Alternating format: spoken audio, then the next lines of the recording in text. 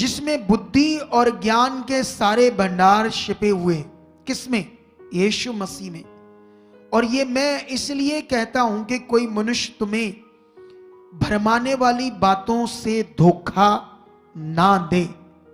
तो यहां पर परमेश्वर की बड़ी इच्छा तुम्हारे लिए है कि यीशु मसीह में बुद्धि, हालेलुया, कौन सी चीज?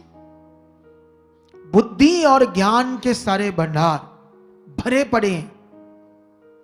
और ये इसीलिए मैं प्रेरित पौल उस समय कुलसियों को लोगों को कहता है, मैं तुम्हें इसलिए बता और सिखा रहा हूं कि तुम्हें कोई भरमाने वाली बातों से धोखा ना दे, क्योंकि यीशु मसीह में जीवन, उसमें चलना पड़ेगा, अपने फेथ को लाना पड़ेगा, अपने सही मन को लाना पड़ेगा और वचन के ऊपर अंगीकार और बनना पड़ेगा। ऐसा है, ये वचन ऐसा है, ये मेरे लिए है, ये होगा ऐसा ऐसा, अंगीकार ऐसा।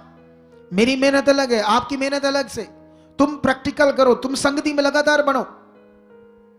तुम्हें जब परमेश्वर का आत्मा कहता लगातार संगति में आओ, तुम्हारे लिए भला है, उससे सीखो, उससे सुधारो, इस वचन से तुम लगातार आओ, क्योंकि परमेश्वर का आत्मा कहता है। तुम शायद मनुष्य का समझकर संडे किसी शादी पर जा रहे हो, कोई शादियां सर्दी में वो काम है, तीसरा काम, चौथा ये वो, चल अपने काम, कीमती वचन छोड़ रहे हैं, संसार को पहला दर्जा दे रहे हैं। बाइबल में लिखा, जब तुम मसीह में चुनेंगे, संसार से अलग किए गए, तो संसार के लिए तुम मर गए। अब क्यों संसार के लिए जीवन बताते हो? तुम्हारे जीवन में सबसे पहला दर्जा, हमारे रिश्तेदार बहुत थे, आज हमारे साथ नहीं है। क्यों?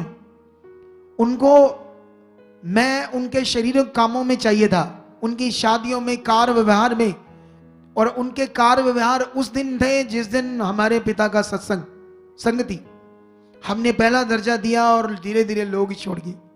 जाने दो, हजारों लाखों आ जाएंगे पवित्र लोग जो हमारे असली रिश्तेदार होंगे। अगर वो भी होंगे, उन पर भी दया होंगी, तो वो भी आ जाएंगे। लेकिन हम पहला दर्जा किसको देंगे?